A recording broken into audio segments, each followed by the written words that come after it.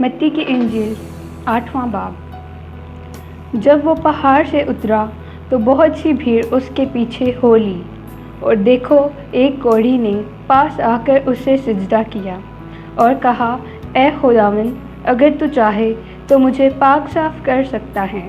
उसने हाथ बढ़ाकर उसे छुआ और कहा, मैं चाहता हूँ कि तू पाक साफ हो जा। वो फ़ौरन कोढ़ से पाक साफ हो गया। यसु ने उससे कहा, खबरदार किसी से ना कहना, बल्कि जाकर अपने तई काहिन को दिखा, और जो नज़र मूसा ने मुकर्रर की है उसे गुज़रान, ताकि उनके लिए गवाही हो।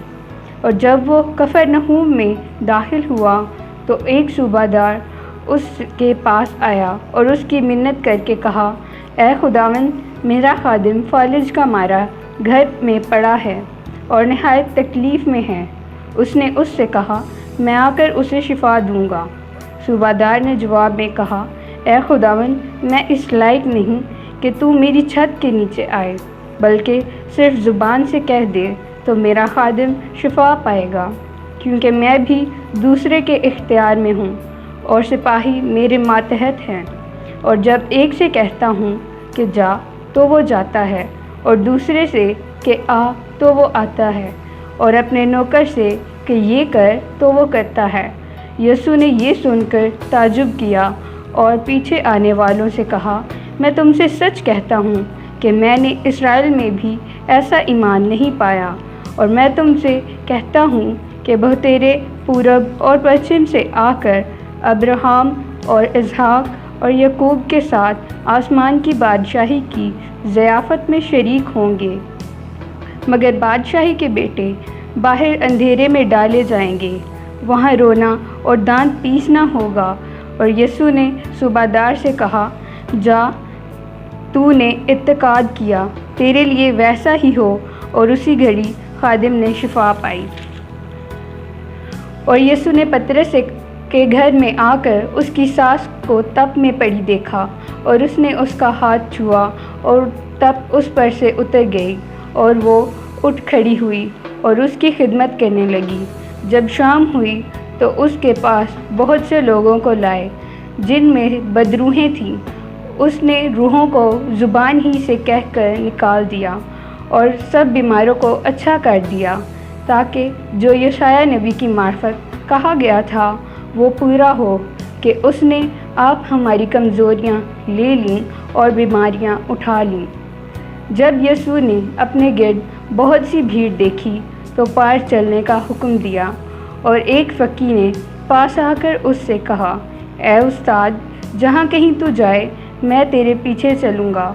यसु ने उससे कहा कि लूमड़ियों के भट्ट होते हैं और हवा के परिंदों के घोंसले, मगर इब्ने आदम के लिए सर धरने की भी जगह नहीं।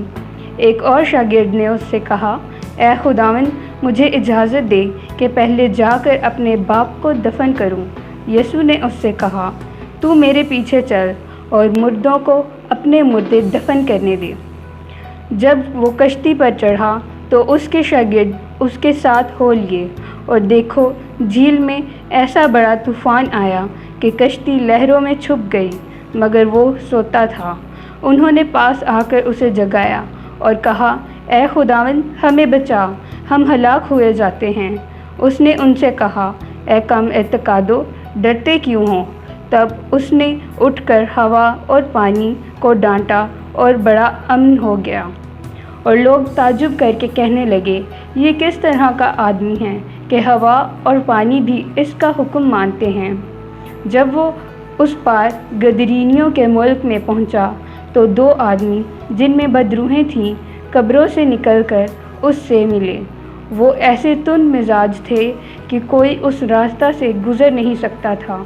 और देखो, उन्होंने चिल्ला कर कहा, ए खुदा के बेटे, हमें तुझसे क्या काम?